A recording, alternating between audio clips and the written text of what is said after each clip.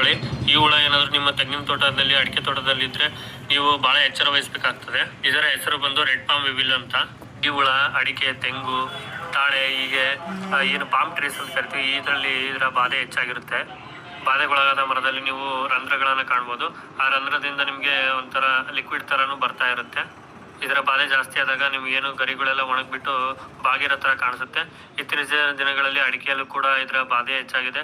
ನೋಡ್ತಾ ಇರ್ಬೋದು ಯಾವ ಥರ ಅದು ಹುಳ ಕಟ್ ಮಾಡಿ ನಿಮಗೆ ಗಿಡವನ್ನು ಡ್ಯಾಮೇಜ್ ಮಾಡಿದೆ ಅಂತ ಹೇಳ್ಬಿಟ್ಟು.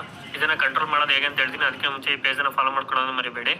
ಇದನ್ನ ಕಂಟ್ರೋಲ್ ಹೇಗಪ್ಪ ಮಾಡೋದನ್ನು ನೋಡೋದಾದ್ರೆ ನಿಮಗೆ ಫೆರಮೋನ್ ಟ್ರಾಪ್ಸ್ ಅಂತ ಸಿಗುತ್ತೆ. ಅದರಲ್ಲಿ ಲ್ಯೂರ್ ಅಂತ ಇರುತ್ತೆ. ಆ ಲ್ಯೂರ್ಗೆ ಅಟ್ರಾಕ್ಟ್ ಆಗಿ ಹುಳಗಳು ಬರೋದು. ಈ ಲ್ಯೂರನ್ನು ನೀವು ಹ್ಯಾಂಗ್ ಮಾಡಿಬಿಟ್ಟು ಆ ಬಕೆಟ್ ಒಳಗೆ ಇಡಬೇಕು. ಅದ್ರ ಜೊತೆ ನೀವು ಏನಪ್ಪ ಮಾಡಬೇಕು ಅಂದರೆ ಈ ಕೊಳ್ತಿರೋ ಹಣ್ಣುಗಳು ಮತ್ತು ಅದಕ್ಕೆ ಶುಗರ್ ಸೊಲ್ಯೂಷನನ್ನು ಹಾಕ್ಬಿಟ್ಟು ನೀವು ತೋಟಗಳಲ್ಲಿ ಇದನ್ನು ಹ್ಯಾಂಗ್ ಮಾಡಬೇಕು. ಆ ಹ್ಯಾಂಗ್ ಮಾಡಿದಾಗ ತೋಟದಲ್ಲಿ ಏನಾದರೂ ಹುಳಗಳಿದ್ರೆ ಅವೆಲ್ಲ ಬಂದು ಬೀಳುತ್ತೆ. ಆ ಬಿದ್ದರೆ ಹುಳುಗಳನ್ನು ನೀವು ತೊಗೊಂಡ್ಬಿಟ್ಟು ಸಾಯಿಸ್ಬಿಟ್ಟು ನೀವು ಕಂಟ್ರೋಲನ್ನು ಮಾಡ್ಬೋದು. ಇದೇ ಥರ ಹೆಚ್ಚಿನ ಕೃಷಿ ಮಾಹಿತಿಗಾಗಿ ಪೇಜ್